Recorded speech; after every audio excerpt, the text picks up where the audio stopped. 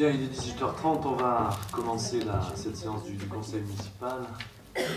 Bonsoir à toutes et à tous. Je vais commencer par l'appel, si vous le voulez bien. Le Rudulier Stéphane, je suis présent. Sylvie Miceli-Houdet. Jean-Michel Mazin qui a donné procuration à Sylvie Miceli. Marie-Antoinette Caillol. Présente. Guy Laroche. Présent. Angélique Fortet. Présente. Henri Casimir. Présent. Véronique Strodo. Présente. Roland Chacre. Présent. Valérie Miancourt. Présente. Lucien Daré. Présent. Jean-Pierre Guillaume a donné procuration à Stéphane Rudulier. Bernard Tritz, absent. Didier Rousseau, absent également. Chantal Clisson. Présent. Marie-Louise Bessette a donné procuration à Angélique Fortet. Pierre Soustel. Présent. Brigitte Peloffi. Présente. Yvan Vesperini. Patrice Bautier-Orin Pedrota. Nadja Duclos. Jean-Fabrice Lacave. Valérie Bageux. Présente. Bruno Gérardin. Présent. Patricia Bufford. Absente, elle arrive. Alain Egea. Présent. Patrick Moulineau. Présent. Corinne Ringuez. Pierrette Pugliès. Présente. Corinne Lucchini. Présente. Dominique Didier. Présente. Isabelle Colli a donné procuration à Corinne Lucchini. Et Valérie Lambrecht. Présente. C'est bien ça? Bien. Merci à vous. Conformément donc à l'article, la loi surtout du 13 août 2004, je vous propose de désigner une secrétaire de séance à main levée. Qui est pour, qui est contre? Bien. Donc, je vous propose de désigner Marie-Antoinette Caillol comme secrétaire de séance. Y a-t-il d'autres candidats? Non. Qui est pour? Contre? Bon, donc à l'unanimité, Madame Caillol, secrétaire de séance. On va passer donc, avant de passer à l'ordre du jour, à l'approbation de deux PV des conseils municipaux antérieurs. Ceux du 14 avril 2016, y a-t-il des remarques par rapport à ça? Oui. Oui, je vous écoute. Juste que Monsieur le maire s'est noté Jean-Pierre Guillaume, c'est juste sur les deux, sur février et avril. Donc Matériel. voilà, Merci de l'avoir remarqué. la tranche de légitimité. On le corrige. Bien, et s'agissant du PV du 25 février, pas d'observation? C'est la même. La même, on le corrige. Voilà. Premier rapport, le compte-rendu des décisions. Y a-t-il des observations? Moi j'ai quelques questions. Oui, je vous écoute, je les prends au fil de l'eau et je vous réponds globalement. J'aurais voulu savoir, pour la 16030, vous parlez de combiner esthétique et sécurité sur le rond-point d'entrée de ville. J'aurais voulu savoir un peu ce que vous entendez par sécurité. Quels vont être les aménagements, s'il vous plaît? D'autres questions? Oui, monsieur, un peu plus... si vous pouvez, parce que je ne sais pas encore comment je vais la formuler, l'autre, parce qu'en fonction de ça, Non, mais attendez, dites-moi les questions que vous avez. Après, ça sera la 16-28. C'est juste... Pardon, mais... Après, ça sera la 16-28 à propos des travaux de la verrière. Oui. Enfin, des travaux de la mairie, voilà. C'est-à-dire, c'est quoi le genre de... Non, c'est pour qu'on puisse vous répondre globalement. Bon, alors, au niveau de la verrière de la mairie, bon, c'est vrai que vous avez fait des travaux, je pense que c'est très pertinent, ça fait longtemps que ça devait être fait. Il y a quelque chose qui m'a interpellée, c'est que vous dites que depuis 30 ans, on n'a pas trop fait de travaux de rénovation sur le bâtiment. Sauf erreur de ma part, il y a quand même eu des travaux un peu conséquents. N'a-t-on pas refait le chauffage, enfin la chaufferie, ou ici on avait des fuites, est-ce que ça avait été refait ou pas? Enfin, c'est... Oui, après donc. En ce qui me concerne, je crois que c'est tout. Madame Lambrecht. Pas de questions. Monsieur Chacre, sur la sécurité du rond-point. J'avais des questions aussi. Ah, pardon. J'ai deux questions. Allez-y, je vous en prie. La 16036, 1636, 37, 38, on parle de régie et d'encaissement là. Et je voudrais savoir s'il existe une régie pour le foyer, pour les locations de salles. Est-ce qu'il y a une régie? Et si oui, est-ce que chaque fois que c'est loué, ça fait partie des décisions parce qu'on ne voit pas beaucoup de locations dans les décisions. Et la deuxième question que j'avais à poser, ça concerne la 16050. Dans l'urbanisme, donc c'est le marché de mission d'ingénierie d'assistance technique. C'est plus une remarque que j'ai à faire là-dessus. Ouais. Je ne sais pas si vous l'avez remarqué, mais au rond-point des Barjaquets, il y avait à l'époque deux bassins. Enfin, il y avait deux bassins, un bassin de décantation et un bassin de rétention. Ouais. Le bassin de rétention a quasiment disparu, puisqu'il y a des bennes de la société Uber qui se trouvent à cet emplacement-là. Et alors je voudrais savoir un petit peu, comme on va parler de cohérence du zonage pluvial de la zone, j'aimerais savoir un petit peu ce que vous pensez faire là, à cet endroit-là, parce que c'est un petit peu dangereux, parce que s'il y a des grosses pluies, en plus il y a le Vala qui passe sur le terrain ou à proximité du terrain. Donc il faudrait peut-être rétablir cette zone de rétention, parce qu'un jour on va avoir des problèmes si on a de grosses pluies. D'autant plus qu'il y a des bennes, mais il y a aussi beaucoup de branchages. Oui, il y a des bennes et des gravailles. Je ne vous ai pas donné la parole, laissez Moulineau terminer. Je propos pour notre groupe. Je ne vous ai pas donné la parole, reportez-vous au règlement intérieur s'il vous plaît, et respectez-le. Oui. Monsieur Moulineau. Donc il y a des branchages, il y a pas mal de gravailles, enfin, bon, ça me paraît dangereux par rapport à la flux de pluie qu'il peut y avoir si un jour il y a un gros orage. Très bien. Bien, je vais vous répondre d'affilée sur la 16050, donc en matière d'urbanisme, monsieur Moulineau. Vous avez entièrement raison, vous savez qu'accolé au PLU, il y aura un schéma directeur pluvial, et dans ce cadre-là, puisqu'il doit être réactualisé, puisque ça fait quelques années qu'Aglopole Provence avait mené cette réflexion, et il a été demandé également à la société Uber, par courrier signé du délégué à l'urbanisme, de faire en sorte d'évacuer déjà les matériaux qui sont entreposés, afin qu'on puisse rétablir le bassin de rétention. Voilà, ça c'est pour la première interrogation. S'agissant de la régie, oui, il y a une régie pour gérer le foyer, et il est normal qu'on n'ait pas de décision par rapport à ça, parce que c'est une recette, tout simplement. Et que les décisions, ce sont des dépenses. Voilà. Roland, est-ce que tu peux répondre à la 16030 ? C'est-à-dire sur le rond-point, qu'est-ce qu'on entend par sécurité? Sécurité, ben, c'est uniquement qu'on va un peu éclaircir le rond-point, à savoir... C'est moi.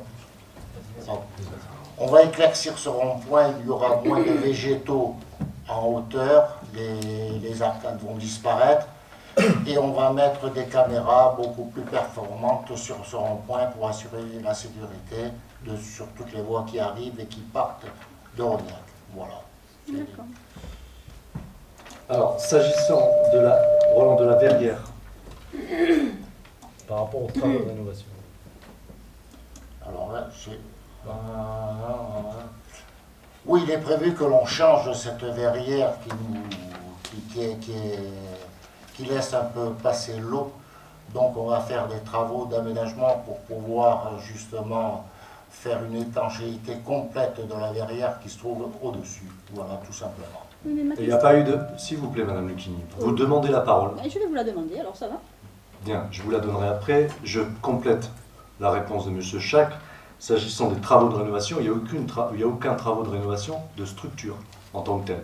D'où l'aspect de dire, oui, c'est un investissement le plus important depuis 30 ans par rapport à la structure du bâtiment. Voilà. Je demande la parole donc pour compléter.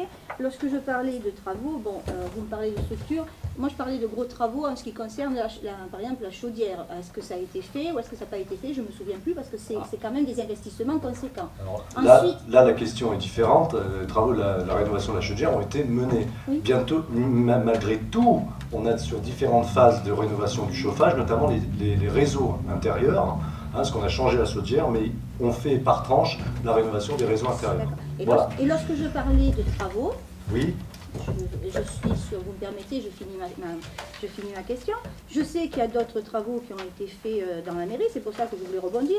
Et notamment récemment, et j'aurais voulu, parce que bon, ça c'est très pertinent, et j'aurais voulu avoir une réponse là-dessus. La pertinence est très importante parce que ces temps si durs, l'utilisation de l'argent du contribuable doit être la plus pertinente possible. Posez votre question, madame. J'ai ouï dire que vous aviez fait une douche qui est accessible depuis votre bureau et celui de votre première adjointe. Je n'ai pas très bien compris la pertinence de cet investissement. J'aurais voulu savoir par quoi il se justifie, si c'est accessible aux personnel. Bien posé, c'est accessible on a une société, on a externalisé l'entretien du bâtiment. Chose que vous dites est totalement fausse, puisque je n'y ai pas accès directement, comme Madame la Première Adjointe, puisque la douche... Non, mais c'est bien d'expliquer tout.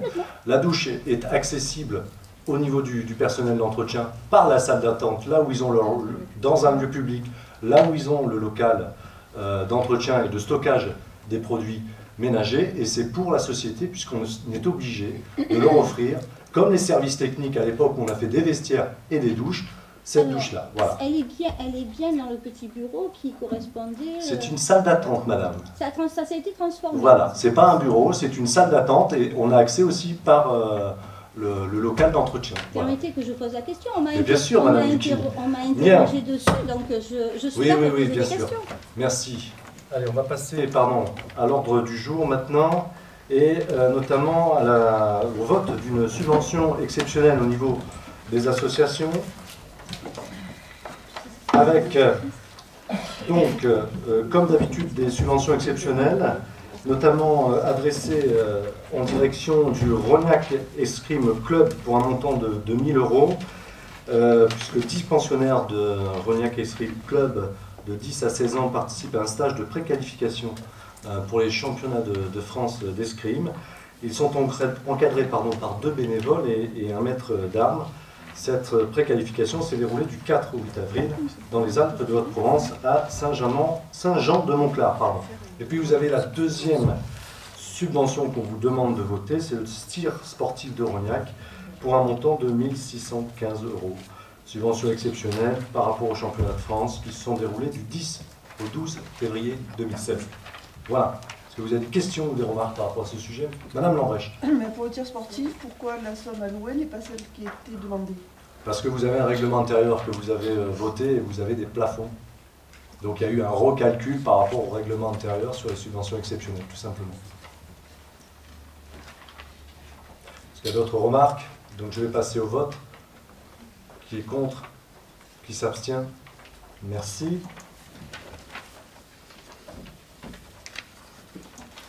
Rapport numéro 3, c'est une demande de subvention auprès de la Fédération française de tennis concernant la construction d'un cours de tennis, d'un mur d'entraînement et la couverture de 2 cours de tennis sur la commune de Rognac. Monsieur Chakra. Dans le cadre de sa politique sportive, la commune de Rognac lance une opération de construction sur le site du tennis club de Rognac, à savoir un mur d'entraînement, un terrain de paddle, un nouveau cours de tennis et la couverture de 2 cours de tennis homologués, accessibles aux personnes à mobilité réduite et permettant la pratique du tennis en fauteuil. De manière générale, ce projet s'inscrit parfaitement dans la continuité de modernisation des structures sportives de la commune et un soin tout particulier sera apporté dans la réalisation de cette nouvelle structure afin de constituer un complexe sportif homogène et séduisant. La réalisation d'un tel complexe entièrement dévolu à la pratique du tennis permettra dans un premier temps de stabiliser les effectifs du club, de fidéliser les adhérents et d'en attirer de nouveaux. C'est un phénomène qu'ont pu observer les clubs dotés d'infrastructures similaires. Ainsi, le club sera en mesure de garantir aux enfants de l'école de tennis les séances programmées, d'améliorer l'organisation de tournois en période hivernale, d'assurer à nos membres un nombre suffisant de créneaux dans des conditions optimales, quelle que soit la météo, et enfin, d'offrir à nos enseignants un meilleur confort de travail. Après en avoir délibéré, il est proposé au conseil municipal d'approuver la participation de la commune de Rognac à l'opération de construction d'un cours de tennis, d'un mur d'entraînement et la couverture de 2 cours de tennis sur la commune de Rognac, de solliciter une subvention à la Fédération française de tennis, d'autoriser Monsieur le maire à faire des démarches en ce sens et à signer tout document s'y référant, de dire que les recettes correspondantes seront inscrites au budget communal. Y a-t-il des questions? Oui. Oui, Madame Lucchini. Combien d'adhérents compte maintenant le club de tennis? 180. 180. Combien de Rognac? Je ne vais pas vous dire des bêtises, mais 140. 140, d'accord. Il y a une école de jeunes qui est quand même très importante, où se trouve bien entendu la majorité de Rognacais. Très bien. On a oublié d'expliquer aussi qu'il y a la possibilité d'utiliser ce local sportif par l'ENA, voire par le centre aéré en période d'hiver. Ils le font actuellement? Non, pas du tout. Pour l'heure, il n'y a pas de convention de partenariat. Merci. Il n'y a pas de convention de partenariat, mais nous l'avons, entre guillemets, négocié avec le club de tennis et donc ses dirigeants. Voilà. Monsieur Mouinon. Monsieur Chacre a dit qu'il y avait un terrain de paddle, c'est ça, j'ai bien entendu? Oui, qui va être créé. Bon, parce que c'était pas noté dans le document. Ouais. Ce terrain de paddle sera couvert ou... Non, terrain de paddle extérieur qui sera accolé entre le cours numéro 2 et le cours numéro 3. D'accord. Ok. Merci.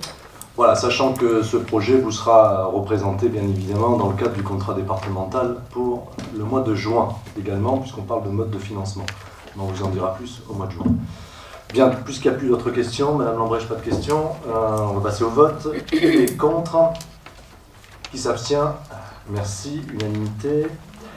Rapport numéro 4, proposition de création d'une zone agricole protégée.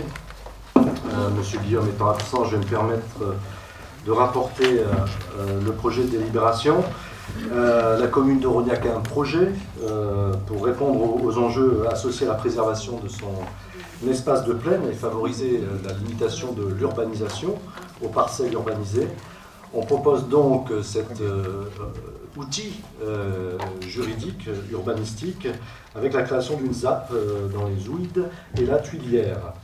Donc, sachant également que le périmètre ZAP sera intégré au niveau de la réflexion du PLU et n'est pas contraire à ce qu'on est en train d'élaborer à travers le PADD et le plan de zonage. Et donc, je vous demande d'approuver le lancement de cette procédure de création de la ZAP, dont les limites seront définies après l'étude. Vous allez voir une délibération, d'ailleurs, dans deux délibérations, avec une convention qui va être signée avec la Chambre d'agriculture. Ça se situe où exactement? Parce que c'est dans le quartier des Plans, c'est dans la zone des Plans? Alors, c'est dans le quartier des Plans. Oui. La limite précise sera déterminée par l'étude. D'accord. Et puis doit être en conformité avec le plan de zonage qu'on est en train de rédiger. Voilà. Y a-t-il d'autres questions? Non, donc on va passer au vote. Qui est contre? Qui s'abstient? Merci.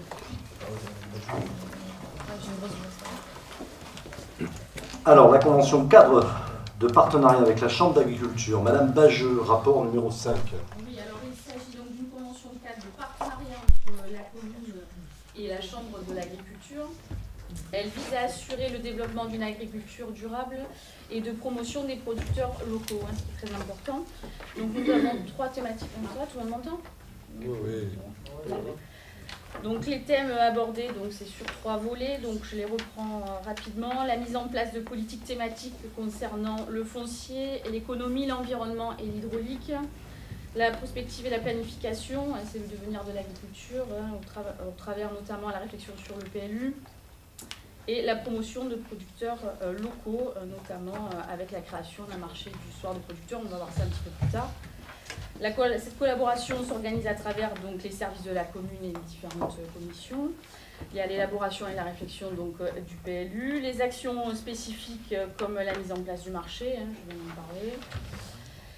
La durée de ce partenariat, on vous propose est de 3 ans, puisqu'on veut pérenniser la chose, donc à partir, n'est-ce pas, de la signature. Donc une fois cette convention cadre mise en place, nous pourrons définir bien évidemment d'autres conventions d'objectifs. Merci Madame Bageux. Y a-t-il des questions par rapport à ce rapport? Non? Dans ce cas-là, on va passer au vote. Qui est contre? Qui s'abstient? Merci. Unanimité. Rapport donc numéro 6, qui fait l'écho au rapport numéro 4. C'est la convention opérationnelle d'objectifs avec l'avenant à la convention cadre de partenariat avec la Chambre d'agriculture pour justement intégrer l'étude de la ZAP en tant que tel, ZAP, que je vous ai présenté de manière rapide. Il y a 2 rapports. Y a-t-il des questions par rapport à ça? Non. Dans ce cas, on passe au vote. Qui est contre? Qui s'abstient? Merci. Rapport numéro 7, Madame Bageux, convention d'objectifs avec la Chambre d'agriculture dans le cadre de la convention cadre pour l'organisation d'un marché du soir des producteurs. Donc voilà, donc là c'est une convention d'objectifs. Donc suite à la volonté d'organiser un marché du soir donc des producteurs, nous avons convenu d'établir un partenariat avec la Chambre de l'agriculture. Donc il y a différentes missions, donc les missions de la commune et les missions de la Chambre. Ne sont pas tout à fait les mêmes. Les missions de la commune, donc on assure la fonction de placier, bien évidemment, définir le montant des droits de place que nous avons déjà voté, je vous rappelle, lors d'un conseil municipal du mois d'avril. Donc on encaisse, bien évidemment, on prend les dispositions nécessaires et le bon déroulement du marché. Concernant la Chambre de l'agriculture, elle s'occupe donc de l'élaboration du règlement du marché des producteurs, la procédure d'inscription, qui était un petit peu longue, nomme les représentants du marché, organise une réunion de lancement et de fin de période pour dresser un bilan un petit peu de ce marché et proposer d'autres pistes d'amélioration. Le montant de la prestation donc, de la Chambre de l'agriculture se monte à 1 677,50 € et comprend toutes les missions donc, que j'ai déjà énoncées. C'est tout. Voilà. Je vous laisse, monsieur le maire. Merci, Madame Bageux, de la clarté de l'exposé. Y a-t-il des questions par rapport à ça, monsieur Moulineau? Oui, moi j'ai une petite question. Si l'idée est bonne, oui. Ça me félicite en tout cas. Je trouve que la date n'est peut-être pas très pertinente. Toujours. Alors pourquoi? Simplement parce que l'air fait la même chose le vendredi soir. Alors je vais vous expliquer tout simplement. Et c'est dommage de faire ça le même jour. On aurait pu essayer de trouver notre date parce que se tire un petit peu concurrence. Je vais vous expliquer. Madame Bageux, stable. Je vais vous expliquer. La différence avec Berre, c'est que la Chambre de l'agriculture ne participe pas déjà à ce marché. C'est une grosse différence. Puisqu'en fait, qu'est-ce que fait la Chambre de l'agriculture? En amont, la Chambre de l'agriculture visite toutes les exploitations des producteurs qui vont être présents sur le marché de Rognac. C'est une grosse différence. C'est-à-dire qu'aujourd'hui, sur ce marché, il n'y a pas d'achat et de revente. Ce que l'on ne peut pas forcément trouver à Berre. C'est-à-dire qu'un producteur peut très bien s'inscrire à Berre, mais peut très bien faire de l'achat-revente. Personne ne va venir vérifier. La Chambre de l'agriculture le vérifie en amont. C'est pour ça que nous signons cette convention. Après, la date, pourquoi? Aujourd'hui, nous avons un marché hebdomadaire qui se trouve le mercredi. On ne peut pas l'offrir à notre population d'actifs. Aujourd'hui, même vous-même, je suppose que vous allez vous rendre sur le marché de Velot le samedi matin. Aujourd'hui, nous avons décidé de l'offrir à la population et aux riverains aux alentours de pouvoir faire leurs courses sur la commune de Rognac le vendredi. Et le choix de l'horaire est vraiment spécifique parce que 17h, oui, 21h. Voilà. Sur l'horaire, c'est normal. Très Par bien. contre, si je peux me permettre, par rapport à Berre, parce qu'on a quand même fait une petite étude, hein, quand même, c'est un peu un moment qu'on est dessus.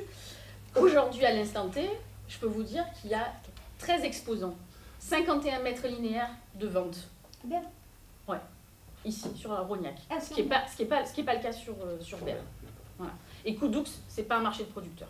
Non mais, encore une fois, je comprends tout ça, c'est parfait. Simplement, je dis que c'est dommage que ça soit le même jour parce qu'on aurait pu attirer du chaland de Berre. Pour l'instant, on va essayer d'attirer déjà les Rognacais, puis après on verra pour les Berrois. Par contre, voilà. Bon. pour terminer... De toute façon, il faut être clair. Excuse-moi Valérie, je te rendrai la parole juste après. C'est un coup d'essai. On va voir sur les 3 mois de durée. 14 semaines. 14 semaines, d'accord, un peu plus de 3 mois. Un peu plus. On va voir le succès de la manifestation, de l'événement, et puis après on recalibrera pour l'année prochaine. Ça, il n'y a pas de souci. Je te laisse conclure sur ça. Je voudrais intervenir, s'il vous plaît. Oui, alors juste... Attendez, je donne la parole à Madame Bageux, puis après je vous rends la parole, Madame Lucchini. Je veux intervenir, je vous demande simplement... Ne vous énervez pas, je vais vous rendre la parole dans quelques minutes. Madame Bageux. Par rapport aux exposants, sachez quand même que beaucoup de Berrois sollicitent en fait un emplacement sur ce marché, sur Rognac. En fait, sur les emplacements aujourd'hui que nous avons inscrits, donc nous avons enregistrés, nous avons quand même pas mal de Berrois qui préfèrent venir sur la commune de Rognac plutôt que sur le marché de Berre, par rapport à la qualité et par rapport à l'encadrement. Le fait que nous ayons englobé la Chambre de l'agriculture marque grandement la différence. Voilà. Je vous le dis parce que nous avons déjà quand même des retours par rapport à des exploitants bérois. On verra. Madame Lucchini, c'est à vous. Merci. Donc vous êtes en train d'expliquer que les exploitants bérois veulent venir ici parce qu'il y a la chambre de l'agriculture. Si je peux me permettre, par rapport au fait qu'il y a eu une sélection très rigoureuse des exposants, en termes peut-être de prix aussi, les conséquences ne seront peut-être pas les mêmes sur le moment de la vente. Est-ce que vous n'avez pas peur que le même jour, une différence de prix de vente, ça n'incite pas les gens à aller plutôt à Berre? Comment vous allez expliquer cette différence de qualité vraiment au Rognaquais pour les inciter à venir ici particulièrement? Pour l'instant, c'est un premier coup d'essai. Je pense qu'on vous a déjà répondu. Je pense que c'est un premier coup d'essai et sincèrement, je pense que la qualité bien sûr. Du marché producteur et ne serait-ce que la communication qu'on y fait autour, je pense que ça va marquer la différence. C'est un marché rognaquais, donc... Mais de toute façon, on fera à la fin, après le 16 septembre, on fera au final, on fera le point. On fera un bilan. Merci. S'il vous plaît, je voudrais terminer mon intervention. Non, je pense que ça a été épuisé. Monsieur Molino a déjà posé le même genre de questions, vous a répondu, on va faire un coup d'essai. Voilà, donc pour moi le débat est clos. Madame Lucchini, reportez-vous au règlement intérieur encore une fois. Le règlement intérieur stipule que si le président de séance pense que le point est épuisé en termes de questions, ce que j'estime puisque vous avez répété la même question sous un angle différent que M. Moulineau a très bien défendu. C'était comment elle allait, parce que je pense qu'il est intéressant de communiquer là-dessus pour que justement essayer d'inciter. Vos crises d'autorité, monsieur le Rudulier. C'est pas de l'autorité. S'il vous plaît, oui, c'est des crises d'autorité. Alors, il faut arrêter avec ça. J'ai un règlement intérieur qu'il faut respecter. On est là pour s'exprimer. Vous savez, Madame Lucchini, quand vous êtes absente, ça se passe toujours bien, les conseils municipaux.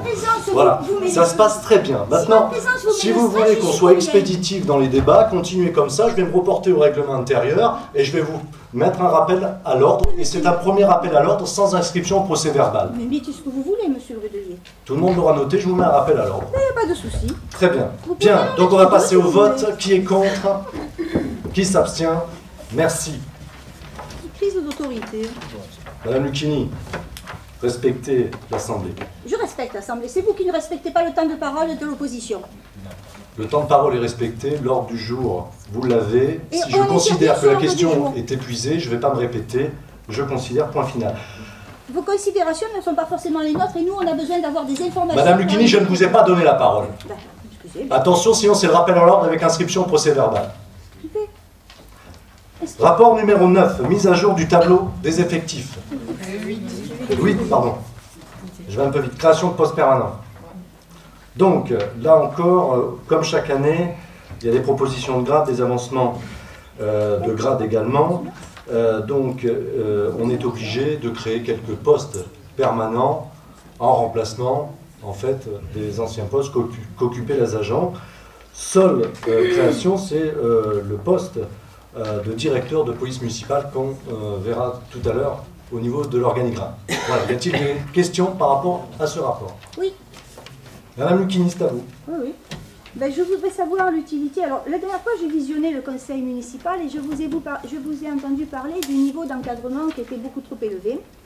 Et je vois que là, finalement, l'actuel chef de police municipal va être placé sous les ordres d'un cadre A qui va arriver. Absolument. Voilà. Donc, je ne comprends pas très bien la cohérence qu'il y a dans vos propos. Si, allez-y, je vous en prie. Je finis. Quelle va être l'utilité de cet ancien chef de police municipale que vous allez balancer au Bray-Barjaquet? Enfin, pour moi, ça correspond à une mise au placard, je le dis clairement. Hein. Et par rapport à l'arrivée d'un cadre A, alors que vous claironnez de partout que finalement le taux d'encadrement est beaucoup trop important, il y a beaucoup trop de cadres A, je ne vois pas en quoi on a nécessité finalement de recruter ce niveau d'encadrement. Ensuite, ce que je voulais savoir également, c'est que vous créez 2 postes de gardien de police municipale. Est-ce que nous allons donc augmenter les effectifs de police municipale? Alors là aussi, je m'en étonnerais, hein, parce que vous nous dites qu'il y a une baisse de la délinquance, on développe maintenant, je dirais presque à outrance, la vidéoprotection. Donc il faut m'expliquer ce double discours. Si on a une baisse de la délinquance, pourquoi augmenter les effectifs de police municipale en même temps qu'on développe la vidéoprotection, et pourquoi faire venir un cadre A alors que vous vous plaignez du niveau d'encadrement qui est déjà trop élevé? J'ai bien compris. Merci de votre question. Je vais vous répondre de manière assez synthétique. Effectivement, je me plains du niveau d'encadrement dans certaines directions. Je n'ai jamais parlé de la police municipale. Maintenant, le niveau d'encadrement, il est à hauteur de la politique qu'on veut mener en matière de sécurité.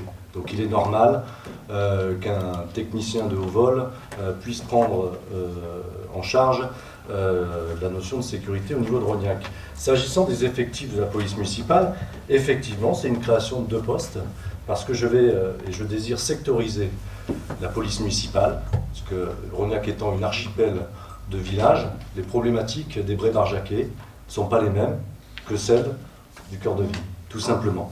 Et puis pour répondre à la baisse de la délinquance, je suis désolé, Madame Lucchini, ce n'est pas moi qui le dis, ce sont les chiffres. Mais je ne me satisfais pas pour autant.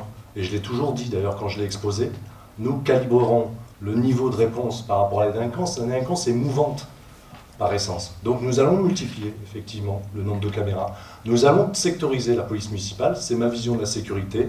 Donc forcément, je mets en adéquation les effectifs avec ma vision de sécurité. Oui. Voilà, merci. C'est porteur, sécurité, mais là ça commence à devenir très lourd en matière de... Très bien, écoutez, très bien, ça c'est votre avis, c'est pas le mien, donc c'est comme ça. Mais je l'expose. Madame Lambrecht.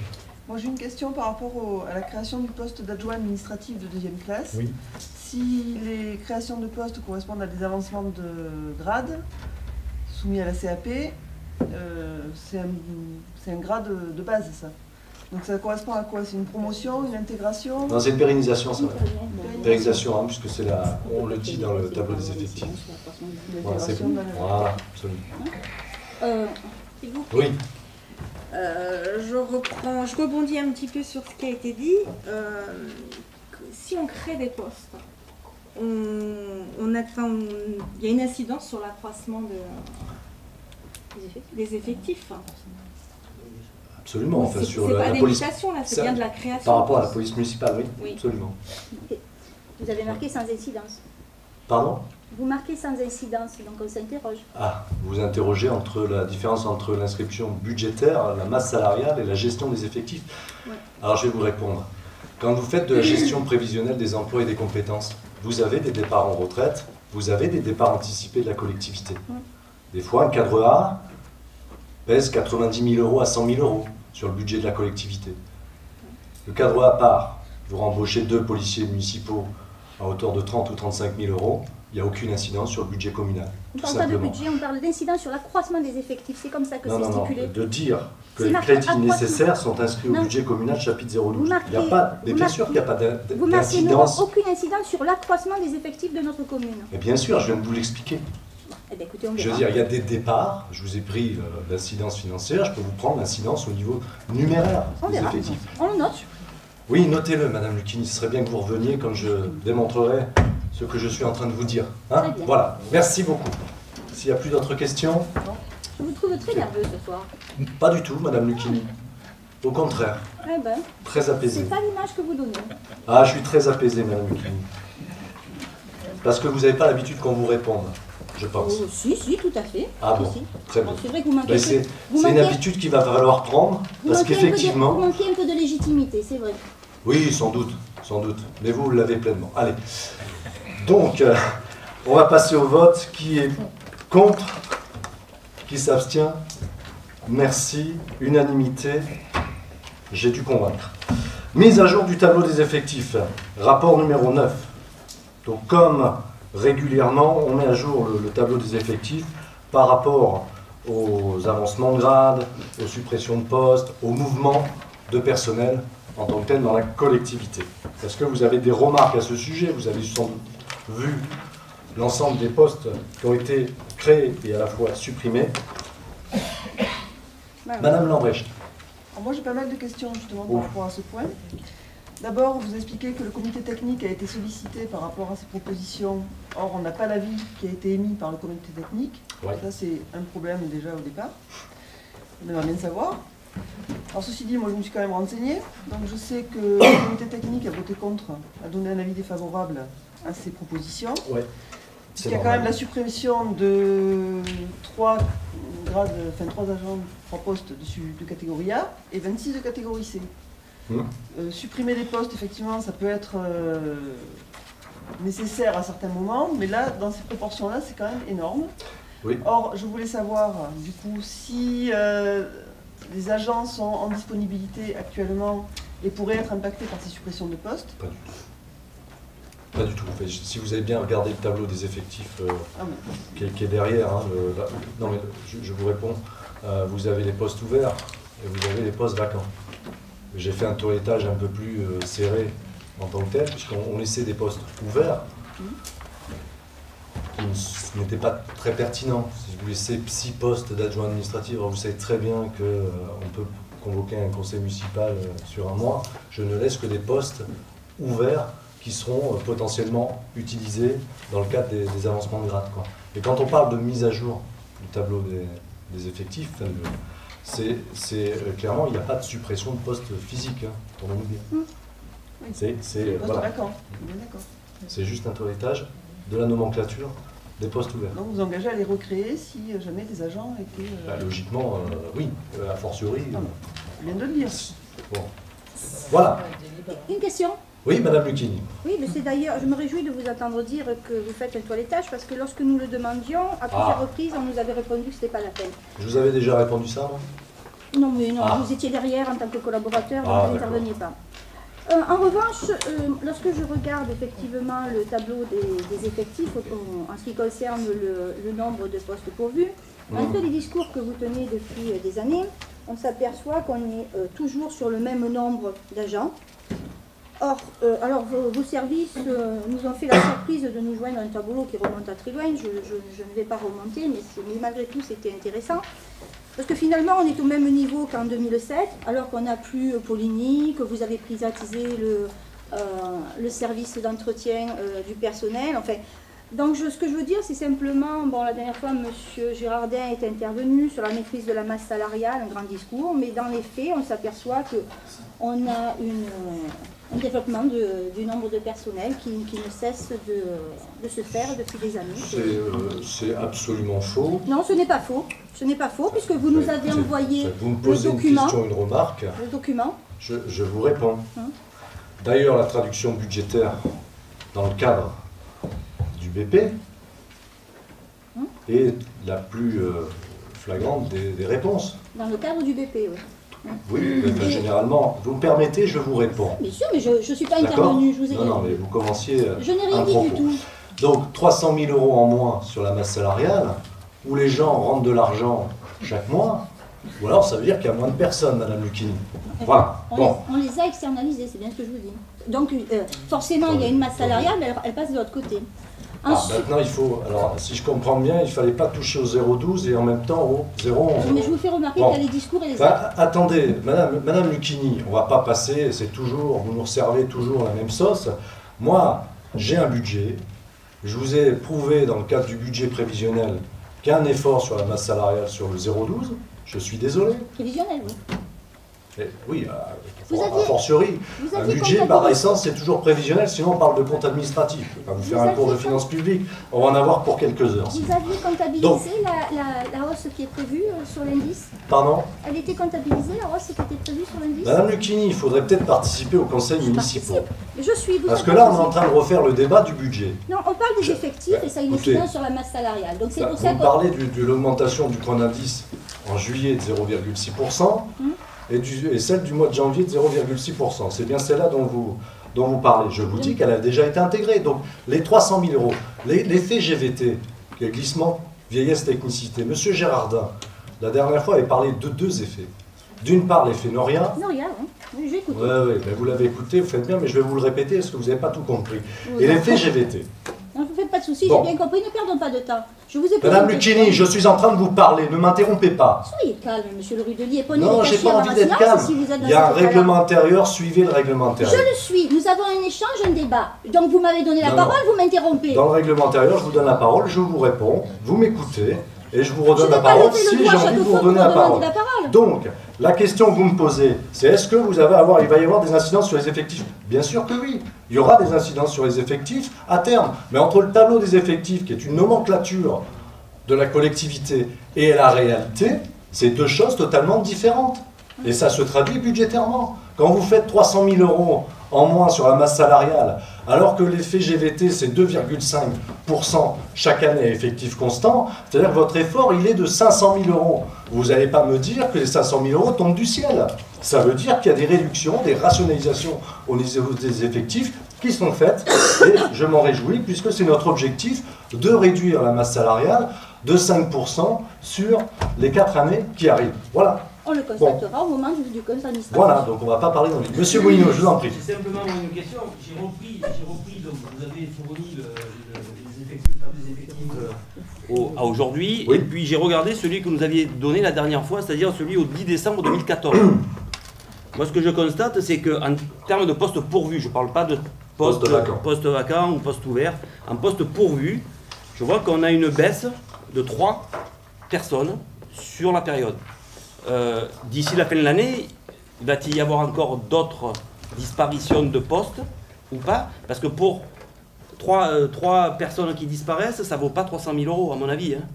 Enfin, 2014, 2016. Là, vous parlez de 3 personnes qui ont disparu entre 2014 et 2016. Oui, oui. Enfin, les deux derniers tableaux que j'ai, qu'on a des effectifs. Hein. Voilà. Bon.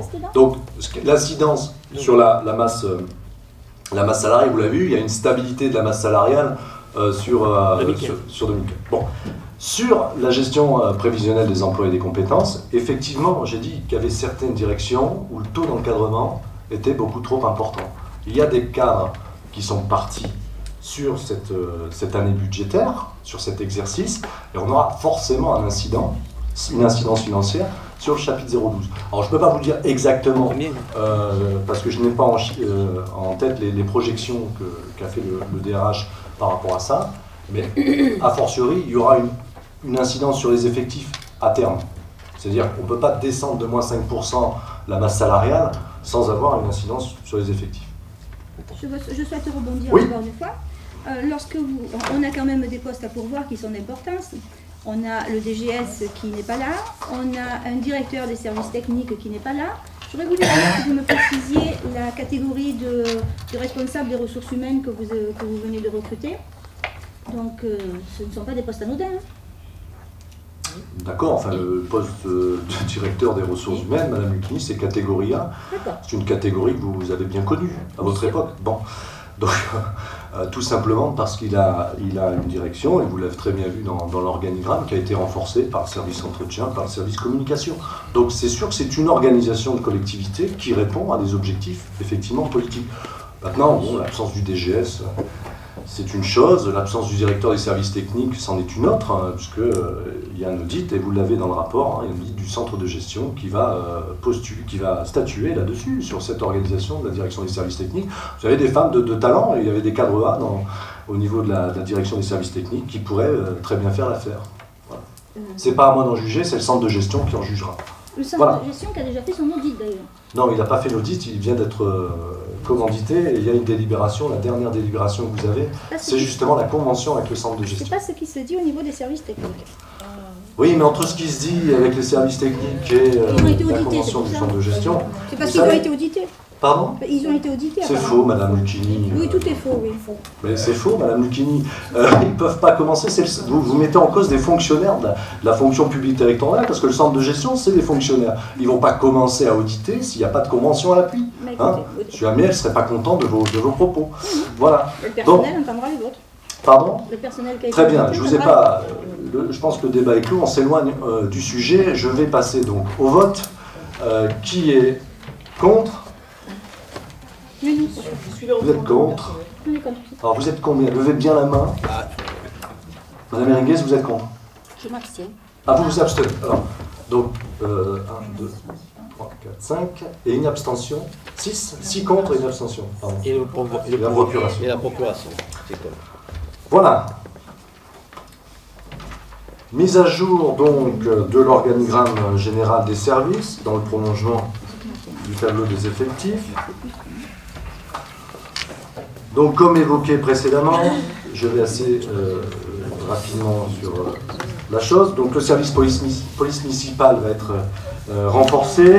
On va sectoriser l'action de la police municipale, avec notamment la création, on l'a évoqué, d'un directeur de police. Parallèlement, il y a le service des assemblées des affaires juridiques qui devient désormais une direction des affaires, des assemblées des affaires juridiques et des contentieux, sous laquelle est rattaché le service accueil, état civil, élection cimetière. Parallèlement, le service des ressources humaines devient donc une direction à part entière, sous laquelle sont rattachés le service entretien et restauration en tant que tel, le service communication. De plus, un nouveau service est dorénavant créé, le service hygiène et sécurité, composé de 2 agents. Parallèlement, au niveau de la direction des services à la population, donc le service enseignement et vie scolaire est désormais composé d'un référent financier, d'un éducateur sportif et gestionnaire des infrastructures sportives scolaires et d'un gestionnaire administratif vie scolaire, transport et sport scolaire. Le service jeunesse et du projet éducatif du territoire encadre un gestionnaire administratif jeunesse NAP, Péri et 3 responsables accueil collectif des mineurs, et les éducateurs sportifs sont désormais placés, comme il se devrait, sous la responsabilité du responsable du service enseignement et vie scolaire et assureront également une mission complémentaire qui est la gestion des infrastructures sportives scolaires. Voilà les nouveautés au niveau de cet organigramme. Est-ce que vous avez des remarques? Oui. Oui, Madame Lucchini, je vous écoute. Moi, je veux comprendre comment cela peut se faire. Dans quelques mois, je vois, depuis le 25 septembre 2014, on nous a présenté un organigramme, on nous en a présenté un autre le 26 mars 2015, on nous l'a présenté à nouveau le 17 décembre 2015 et à nouveau le 26 mai 2016. Franchement, je trouve ça des plus surprenant que l'organigramme, ça change sans arrêt. Quelle stabilité il peut y avoir dans une organisation de collectivité si tous les 4 mois, on a des directions qui s'en vont, alors on prend des cadres, on les enlève, on les met dans un bureau à s'occuper de quelque chose qui n'a rien à voir, on les reprend quelques temps après, puis on leur dit bon, mais finalement je vais te remettre. Elle est où la cohérence dans tout ça? Alors écoutez, la cohérence elle est claire. C'est au premier mandat qu'on discute de l'organigramme. Mais vous étiez adjoint au personnel avant, hein, donc... Non, mais le premier mandat, je parle de 2014-2020, nous l'avons voulu ainsi en toute transparence. Puisqu'avant, je vous le rappelle, que cet organigramme-là n'était pas proposé à l'Assemblée délibérante. Donc le 25 septembre 2014, vous avez fait votre premier organigramme. C'est bien ce que je vous dis. D'accord. Alors, après... Donc, on est bien d'accord. Donc déjà, vous devriez saluer cet effort de transparence. Alors maintenant, vous m'interrogez sur la cohérence. Ben, la cohérence, elle est simple. C'est que à un moment donné, une organisation évolue, les politiques qui sont mises en œuvre évoluent également en fonction de la réalisation de notre projet politique, et puis après vous avez un changement de gouvernance où j'ai une vision aussi peut-être un peu différente que celle de mon prédécesseur. Donc tout ça s'explique dans une organisation. Quand le CDG va venir auditer la direction des services techniques, vous-même vous réclamez un directeur des services techniques, il y aura a fortiori une modification de l'organigramme. Ce n'est pas pour autant que les missions de service public qu'effectuent les services techniques au quotidien va varier. Ça n'a rien à voir. C'est juste une organisation pour être le plus efficient possible. Donc, effectivement, dans ce monde actuel, tout bouge. Et nous, on adapte l'organisation en fonction des contraintes. Vous étiez adjoint au personnel, c'est vous qui avez présenté en septembre 2014 l'organigramme. Mais ce n'est pas contradictoire à ce que je viens de dire. Depuis que vous êtes le remplaçant de M. Guillaume, vous voulez changer des choses, mais vous revenez sur des choses que vous avez cassées auparavant. Pas du tout. Monsieur, j'ai ouï dire par exemple... Ah, vous avez ouï dire. Non, mais ouï dire... J'ai un ami qui m'a dit. Moi aussi, j'ai des amis qui me disent. Non, mais bon, s'il vous plaît, c'est pas la peine de couper la parole pour dire des stupidités non plus. Alors, bon, soyez calme. Mais non, mais alors, essayons de dire les choses correctement. Allons-y. Allons-y, effectivement. Donc, alors, qu'est-ce que vous allez... Vous avez supprimé une direction culture, vous avez supprimé des tas de choses comme ça, vous avez tout mis sous l'autorité d'un cadre A qui travaille à 80%, qui n'est pas en capacité de chapeauter l'ensemble. L'agent qui était par exemple à la culture, vous l'avez mis responsable de plus rien. Elle s'occupait des politiques concernant les activités périscolaires. Maintenant, on apprend qu'elle va retourner de l'autre côté s'occuper à nouveau de la culture parce que sa remplaçante est mise en tant que secrétaire de la crèche. Mais elle est où votre cohérence dans tout ça? Mais qu'est-ce que ça a à voir avec l'organigramme? Non, ce que je suis en train de vous expliquer, c'est que par rapport au personnel, je pourrais en rire comme vous le faites, hein, je pourrais en rire, seulement derrière tout ça, il y a des souffrances. Et ça, à partir de là... Ça, vous en sortez à chaque fois. Oui, mais c'est la vérité. La souffrance, c'est dramatique. Vous vous en foutez complètement, mais la vérité, c'est que des gens souffrent. Parce que lorsqu'on est pris, on est considéré comme des pions et déplacés d'un côté, mis de l'autre, alors qu'on n'est pas du tout formé pour ça, et qu'ensuite on vous reprend et on vous remet de l'autre côté comme des pions, on ne peut pas accepter cela. Mais ça vous fait rire? Non, ça me fait rire parce que ce que vous décrivez là, c'est ce que vous faisiez avant, mais c'est pas ce qu'on fait nous. Donc c'est marrant de vanter des choses que vous appliquiez vous-même quand vous étiez... Lorsque vous êtes devenu remplaçant de M. Guillaume, vous avez dit que le passé on n'en parle plus et vous revenez sur le passé. Moi je vous parle actuellement. Je finis mon propos s'il vous plaît, vous me laissez aller jusqu'au bout. Moi j'introduis la notion de mérite. Non, que mérite, mais arrêtez. J'introduis la notion de mérite dans la collectivité. D'ailleurs, tout à l'heure on va parler de la PEPS, et vous verrez très bien qu'il n'y a plus cette notion d'absentéisme, puisqu'on l'a déjà délibéré sous un abattement mensuel. J'introduis l'évaluation.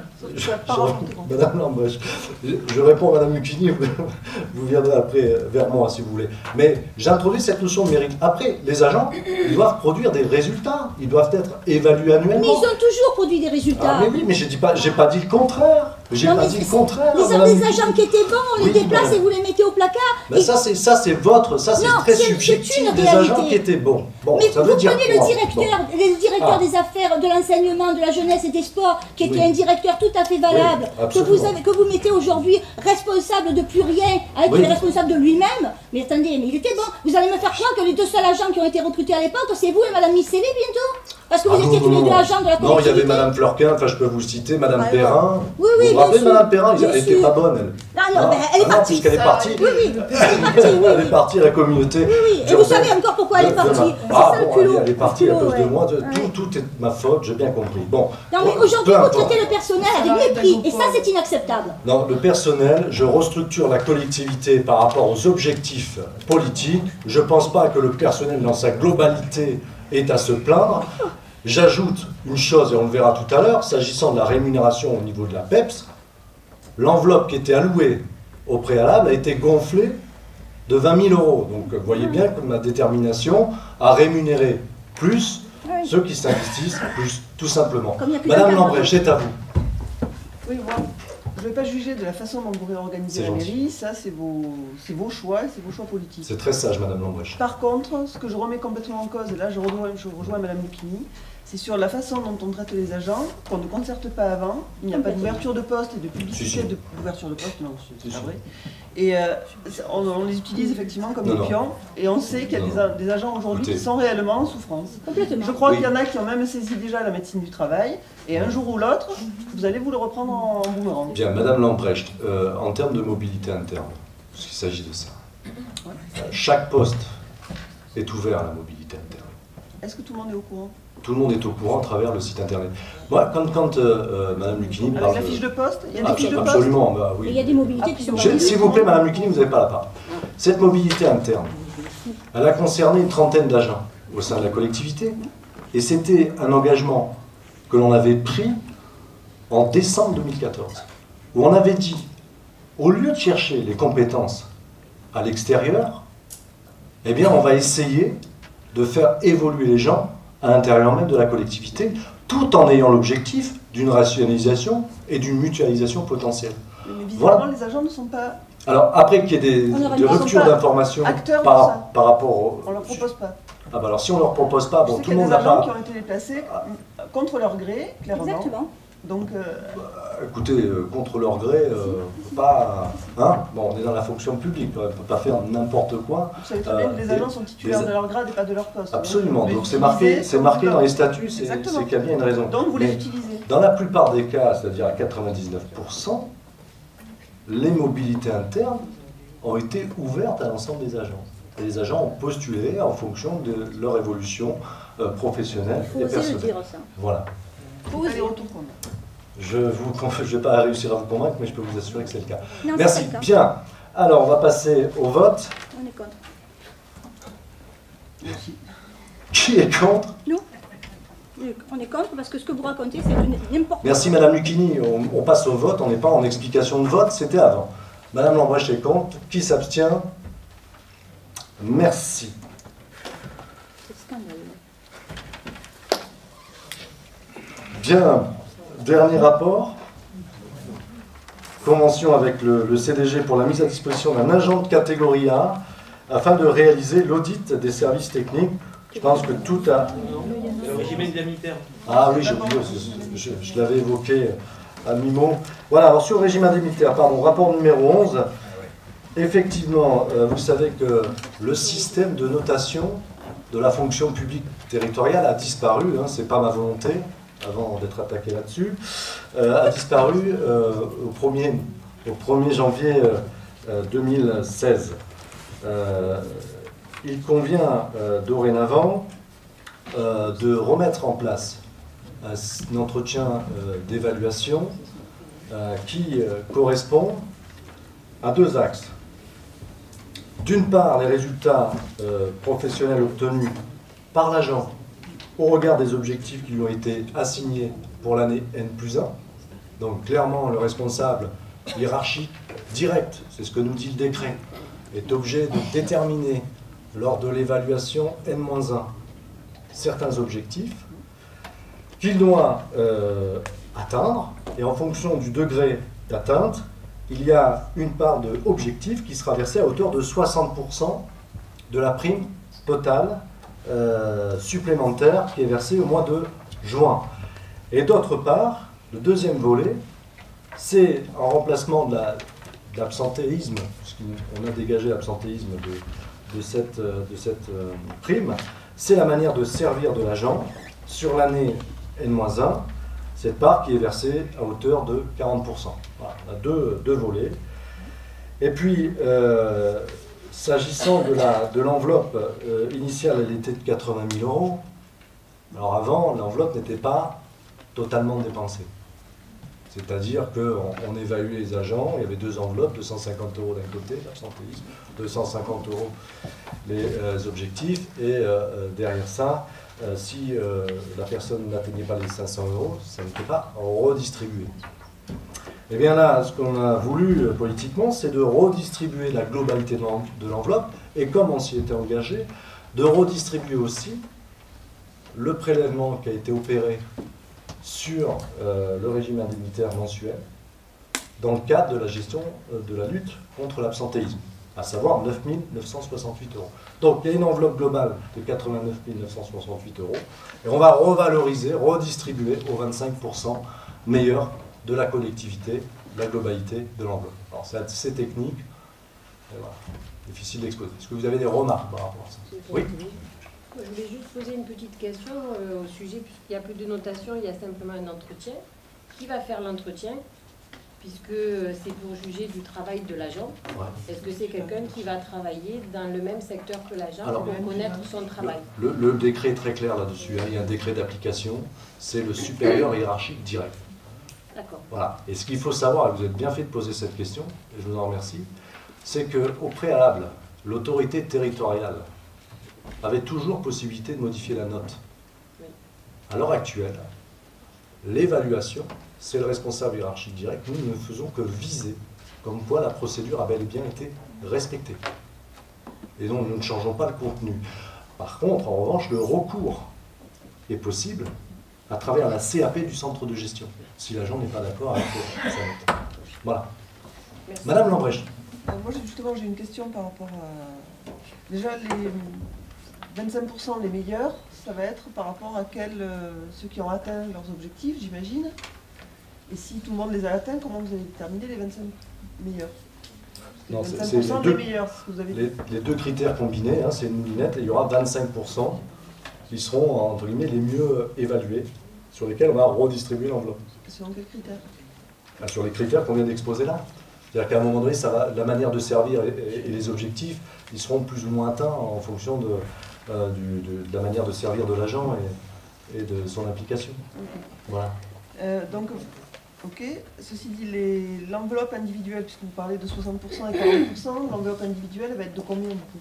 Si alors, il y a eu des... Pardon, non, il y a eu des... Non, parce que comme l'enveloppe est beaucoup plus conséquente, ça va varier. Il va y avoir une amplitude. Puisque l'ancien système avait un défaut, c'est qu'on était sur des primes qui tendaient à lisser la prime et à la répartir sur la plus grande partie des agents. Or là, il va y avoir un delta. C'est-à-dire qu'on aura peut-être des agents qui vont toucher 150, 200 euros, mais on a aussi des agents qui peuvent toucher jusqu'à 800 ou 850 euros. Est-ce que vous avez prévu de mettre un talon, un minimum? Non, non, pas dans le projet. J'ajoute quand même que c'est un projet de transition, puisqu'on a une réforme, Madame Lucchini, de la part de l'État. Déjà pouffé, c'est le RIFSEP, c'est-à-dire que le régime indemnitaire des agents va être totalement remis à plat. Et ça, dès le 1er janvier 2017. Ça veut dire qu'un agent qui n'aura pas rempli ses critères pour X raison, pour handicap ou quoi que ce soit, il va être pénalisé par rapport à l'enveloppe qu'il avait déjà à l'époque, au régime indemnitaire de 250 euros. S'il n'y a pas de minima. Ça veut dire qu'il y a des agents qui vont... Il n'y en avait pas de minima. Il n'y avait pas de minima. On aurait pu justement en instaurer. Pardon ? On aurait pu en instaurer. Oui, non, enfin, on a essayé de calquer sur ce qui existait, puis essayer de perfectionner le système. Après, la mise en place, et d'ailleurs c'est important de la nouvelle réforme en 2017, elle va avoir deux fonctions, c'est-à-dire sur un salaire mensuel, vous allez avoir un régime indemnitaire avec une part résultat et une part fonction. Hein, c'est ce qu'on appelle la prime de fonction et de résultat au niveau des cadres 1 de la fonction publique. Donc là, on est en train de travailler sur comment intégrer le dispositif par rapport à la nouvelle, à la nouvelle réforme. Voilà. Encore une question, oui. Excusez-moi. Les référents N+1 qui vont être amenés à évaluer les agents, ont-ils été formés? Absolument, par le directeur, où ça a été retranscrit. Il n'y a pas eu de formation organisée il y a une information au niveau des encadrants de chaque direction. Mais là encore, comme c'est un système transitoire, voilà, c'est la première. Il y a des collectivités qui ont organisé des formations pour tous les cadres et les chefs de service. Oui, mais ils sont déjà habitués à évaluer. Voilà, ce qui a changé, c'est les critères. Hein. C'est le mode qui a changé, c'est toujours le N+1 qui a toujours évalué les... Voilà, c'était aussi pour donner un peu moins de visibilité. Monsieur Mouineau, Moi j'ai simplement une question. Vous dites que bon, pour pouvoir percevoir cette prime, il faut 4 conditions, et c'est la première qui m'interpelle, avoir été évalué à N-1 via l'entretien professionnel. Ouais. Est-ce à dire qu'il y a des agents qui ne sont pas évalués? Ceux qui arrivent ceux qui ne sont pas là ou ceux qui arrivent au niveau de la collectivité. Oui, non, mais bien entendu. Ah non, tous les agents, c'est obligatoire. La notation aussi, la notation était obligatoire. En fait, pourquoi on met ça? C'est simplement pour l'antériorité. Quelqu'un qui n'a pas été évalué au niveau N-1 ne peut pas toucher la... Je suis d'accord, mais dessous, vous l'écrivez aussi, puisque vous dites qu'il faut totaliser 9 mois de présence pour pouvoir l'apercevoir. Oui, absolument. Donc, moi, ce qui m'interpellait, moi, je pensais qu'il y avait peut-être certains agents, alors, hormis ceux qui sont en disponibilité, bien évidemment, ou les malades, etc. Ceux-là, par force... Ceux qui sont en CLM ou en CLD, on ne va pas aller chez eux. Tout à fait. Bon, c'est pour ça que je pensais qu'il y avait peut-être des gens qui n'étaient pas... Tous les agents qui sont... au niveau de la collectivité, qui ne sont pas en disponibilité, qui ne sont pas en CLM, qui ne sont pas en CLD, sont évalués. Voilà. Bien, s'il n'y a plus d'autres questions, je vais passer au vote. Qui est contre? Qui s'abstient? Merci. Et donc, dernier rapport, la convention avec le CDG 13 pour la mise à disposition d'un agent de catégorie 1. Donc, afin de réaliser l'audit des services techniques, je pense que tout a été dit. Si vous avez des questions par rapport à ça? Non, on passe au vote. Qui est contre? Qui s'abstient? Merci, unanimité. Le conseil est terminé. Bonne soirée à tous.